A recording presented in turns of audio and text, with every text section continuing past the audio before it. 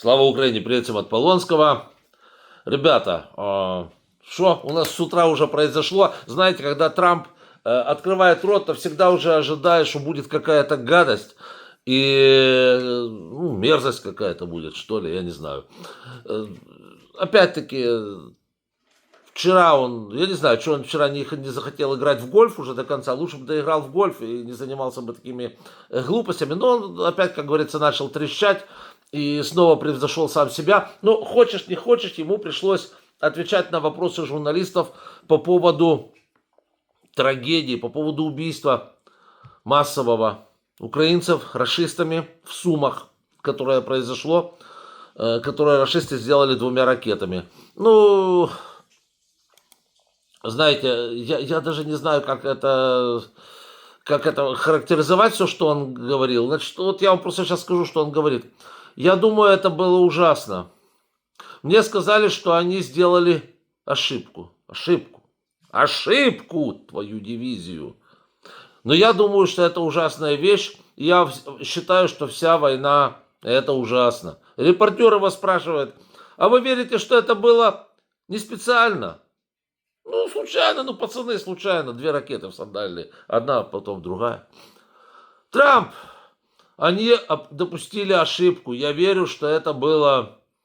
Смотрите, спрашивайте у них. Это война Байдена, это не моя война. Нормально, да?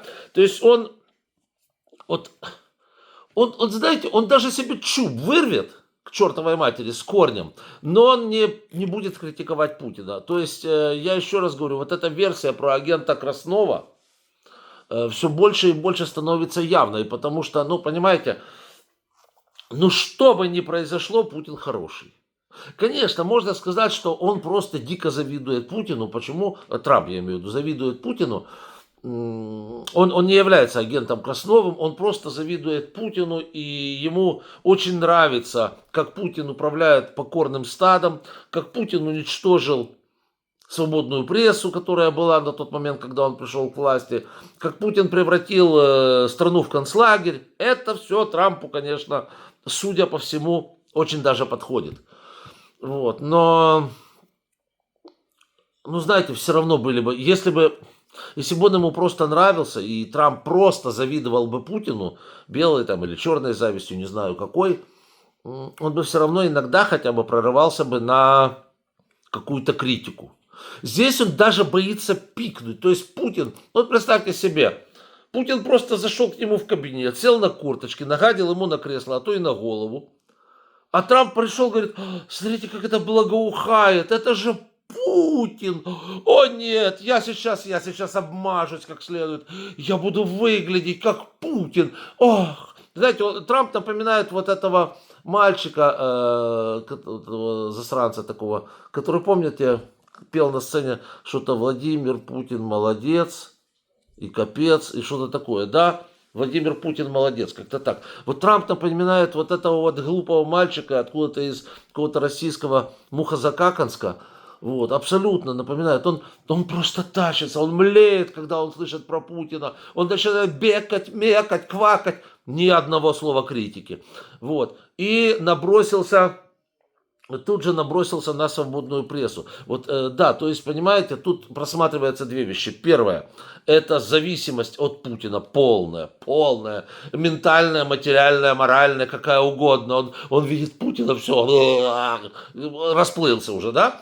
Вот, это первый такой момент. Второй момент, он его, судя по всему, он его пытается наследовать. Он во всем, чтобы он это самое, он пытается его наследовать. И я не зря сказал, что Путин начал свою, как говорится, стезю во власти с того, что расправился с свободной прессой. Помним НТВ и так далее, когда он уничтожил все эти телеканалы и сделал их теми телепомойками, которыми они являются на сегодняшний день.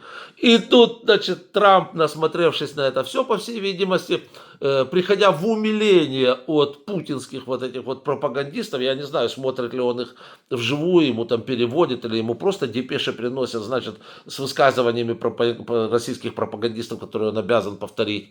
Вот, но он набросился теперь на компанию CBS, да, и Paramount. которые только вот провели интервью с Зеленским. Естественно, Зеленский у Трампа вызывает звериную ненависть. Я такое впечатление, когда слышал слово Зеленский, его вот коробит.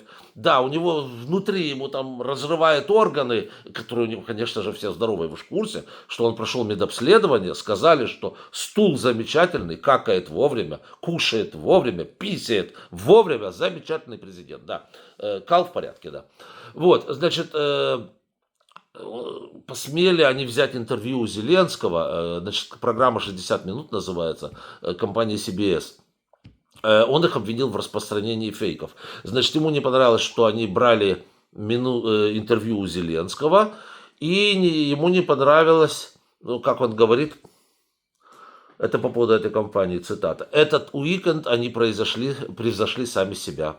В эфире 60 минут прозвучало сразу две главные истории обо мне. Одна об Украине, войне, которое не произошло бы, если бы выборы 2020 не были сфальсифицированы. И вторая о Гренландии, где нашу страну, которую я представляю, обманули. Написал Трамп.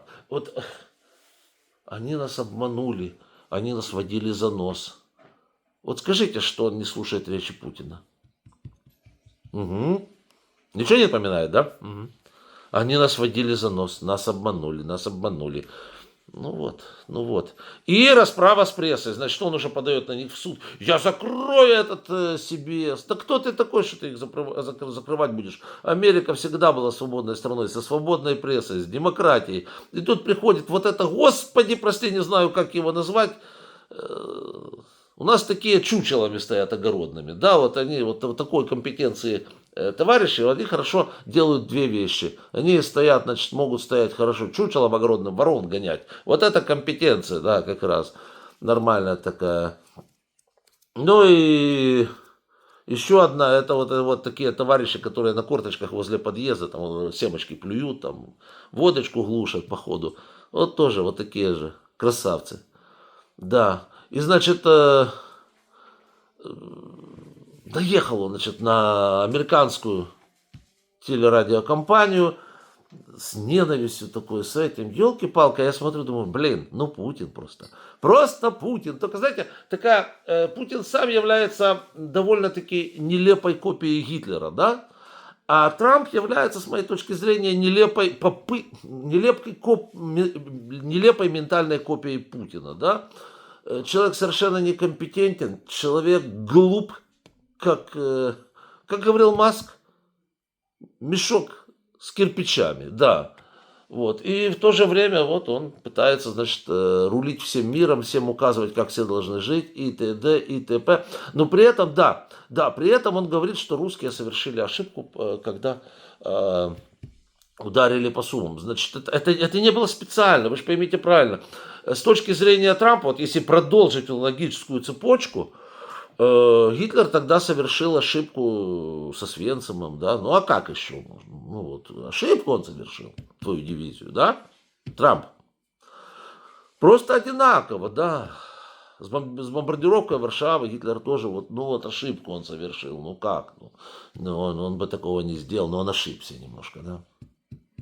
Вот и тут. Ведь понятно, что стреляли по улице.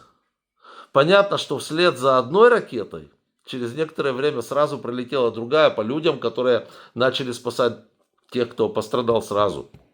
Это не было ошибка. Это очевидно всему миру. Это весь мир принес соболезнования, просто был шокирован и так далее, и так далее.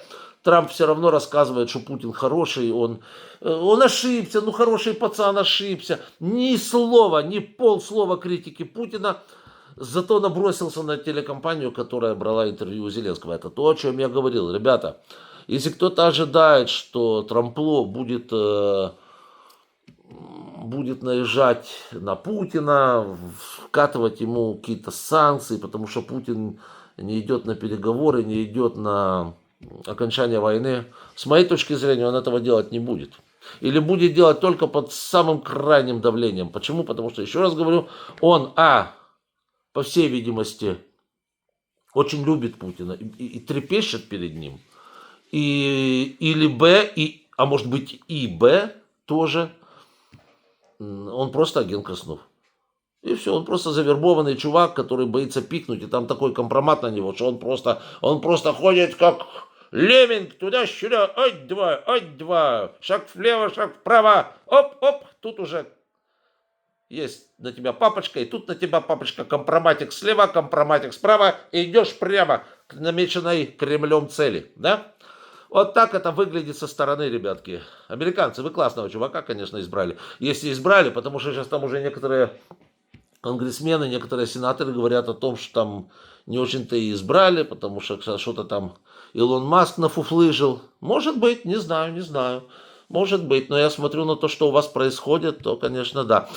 Я вам скажу, знаете, ладно, сейчас американцам последнее скажу.